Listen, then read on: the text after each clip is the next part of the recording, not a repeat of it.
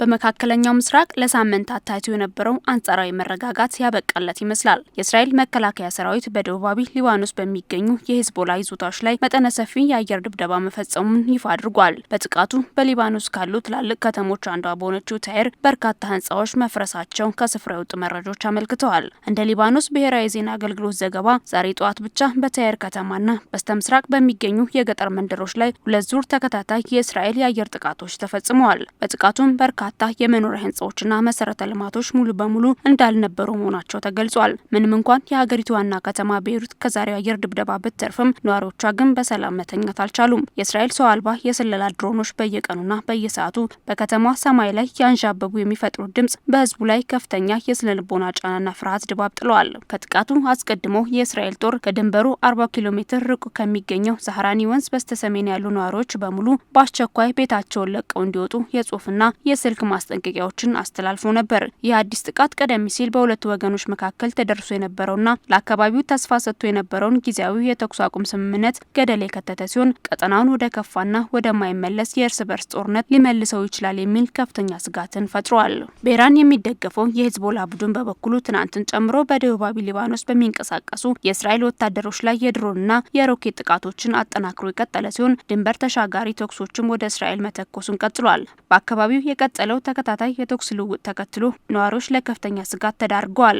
የእስልምና እምነት ተከታዮች የኢድ አል-አድሃ አረፋ በዓልን በማክበር ላይ በሚገኙበት በዚህ ወቅት በደቡባዊ ሊባኖስ በተቀሰቀሰው አዲስ ውጥረት ሳቢያ በርካታ ነዋሪዎች ቀያቸው ለቀው በመውጣት ላይ እንደሚገኙ ተዘግቧል። አንድ ስሙ ያልተጠቀሰ የሂዝቦላ አባል ለቢቢሲ እንደተናገረው በአካባቢው ያለው ሁኔታ እጅግ አደገኛ በመሆኑና ከእስራኤል ጦር ዜጎች አካባቢውን ለቀው እንዲወጡ የተላለፈው የስልክ ማስጠንቀቂያ ተከትሎ የነፍስ አድንና የፍለጋ ስራዎች ተቋርጠዋል። የአምቡላንስ ቡድኖችም ተጨማሪ ጥቃቶች ሊሰነዘሩ ይችላሉ ከሚል ስጋት ነዋሪዎች ከተማዋን ለቀው እንዲወጡ በመቀስቀስ ላይ ናቸው። በአሁኑ ወቅት በሺዎች የሚቆጠሩ ተፈናቃዮችን አስጠልላ ወደምትገኘው ሲዶን ከተማ አዳዲስ ስደተኞች እየጎረፉም ይገኛል። ሆኖም የሲዶን ከተማ አስተዳደር በመጠለያዎች ውስጥ ያለው ቦታ ሙሉ በሙሉ በመሙላቱ ምክንያት አዲስ ተፈናቃዮችን መቀበል አለመቻሉን በይፋ አስታውቋል። በዚህም የተነሳ የታይር ከተማ ባለስልጣናት ነዋሪዎች ረጅም ርቀት ተጉዘው ወደ ዋና ከተማዋ ቤይሩት እንዲሰደዱም እየመከሩ ነው። በዚህ ስደት መሀል ግን የበርካታ ንጹሃን ህይወት የጠፋ መሆኑ ሲነገር ከደቡብ ሊባኖስ መንደሮች ለመሸሽ በሞከሩ የአንድ ቤተሰብ አባላት ላይ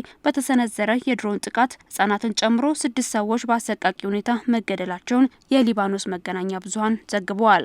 የዓለም አቀፉ ቀይ መስቀል ኮሚቴ በሊባኖስ የልኡካን ቡድን መሪ የሆኑት አግነስ ዶር ሁኔታው በተመለከተ ባስተላለፉት መልእክት በደቡብ ሊባኖስ ያለው ሰብአዊ ሁኔታ ወደማይመለስ አስከፊ ደረጃ እየተሸጋገረ ነው ሲሉ አስጠንቅቋል። የእስራኤል ጠቅላይ ሚኒስትር ቤንያሚን ኔታንያሁ በበኩላቸው በሊባኖስ ደቡባዊ ግዛት ላይ የተጀመረው የምድር ላይ ወታደራዊ እርምጃ ተጠናክሮ እንዲቀጥልና ለጦሩ የተሰጠው ተልዕኮ ሳይሳካ ወደ ኋላ እንደማይሉ በድጋሚ ትዕዛዝ አስተላልፈዋል። ሂዝቦላ በበኩሉ ታጣቂዎች ከእስራኤል ወታደሮች ጋር በቅርብ ርቀት ፊት ለፊት መጋጠማቸውንና እስራኤል ካወጀችው የደህንነት ቀጠና ውጪ ውጊያ እያደረገ መሆኑን ገልጿል። በሊባኖስ ያለው ግጭት ከቅርብ ቀናት ወዲህ እጅግ የተባባሰ መምጣቱ በኢራንና በአሜሪካ መካከል የሚካሄደውና ቀጠናዊ ጦርነቱን ለመግታት የታለመውን የሰላም ንግግሮች በእጅጉ አወሳስቦታል። ይህ በእንዲህ እንዳለ የእስራኤል ባለስልጣናት ሂዝቦላ እየፈጸሟቸው ያሉ ጥቃቶች ባለፈው ወር በሁለቱ ሀገራት መንግስታት መካከል የተደረሰውንና እስካሁን 2 ጊዜ የተራዘመውን ጊዜያዊ የተኩስ አቁም ስምምነት የሚጥሱ ናቸው ሲሉ ከሷል። በአንጻሩ የሊባኖስ ባለስልጣናት ደግሞ እስራኤል በሊባኖስ ግዛት ላይ የምታካሄደው የአየር ድብደባ ራሱ የስምምነቱ ቀጥተኛ ጥሰት ነው በማለት ይከራከራሉ። ኢራን ማንኛውም ሊደረስ የሚችል ስምምነት ሊባኖስን ማካተት አለበት የሚል ጽኑ አቋም የያዘች ሲሆን እስራኤል በበኩሏ ከሂዝቦላ የሚሰነዘርባትን ማንኛውም አይነት ጥቃት ለመከላከል ወታደራዊ እርምጃ የመውሰድ መብቷ የተጠበቀ መሆኑን እየገለጸች ትገኛለች። በአካባቢው እንደ አዲስ ያገረሸው ግጭት ከፖለቲካ ውጥረት ባሻገር የሰብአዊና ማህበራዊ ቀውሱን እያባበሰው እንደሚገኝም ተገልጿል። ሊባኖስ ወደዚህ ግጭት በይፋ ከገባችበት ጊዜ ጀምሮ በሁለቱም ወገኖች ላይ የደረሰው ሰብአዊ ህይወት መጥፋት እጅግ አስደንጋጭ ደረጃ ላይ ደርሷል። ሊባኖስ ወደዚህ ጦርነት ከገባችበት ከአውሮፓውያኑ መጋቢት 2 ቀን ጀምሮ ቢያንስ 3213 ሰዎች ሲሞቱ ከ1.2 ሚሊዮን በላይ ሊባኖሳውያን ከቀያቸው መፈናቀላቸውን የሀገሪቱ ጤና ጥበቃ ሚኒስቴር መረጃ ያመላክታል። እስራኤል በበኩሏ 23 ወታደሮቿና 4 ሲቪሎች መገደላቸውን አስታውቃለች። ዓለም አቀፍ ማህበረሰብና የተባበሩት መንግስታት ድርጅት ሁለቱም ወገኖች በአስቸኳይ ወደ ጠረጴዛ ዙሪያ ንግግር እንዲመለሱ ጥሪ ያቀረቡ ቢሆንም በየቀኑ የሚሰነዘሩ ጥቃቶች ግን ቀጠና ወደ ከፋ የደም መፋሰስ እያመራ መሆኑን ያመላክታል።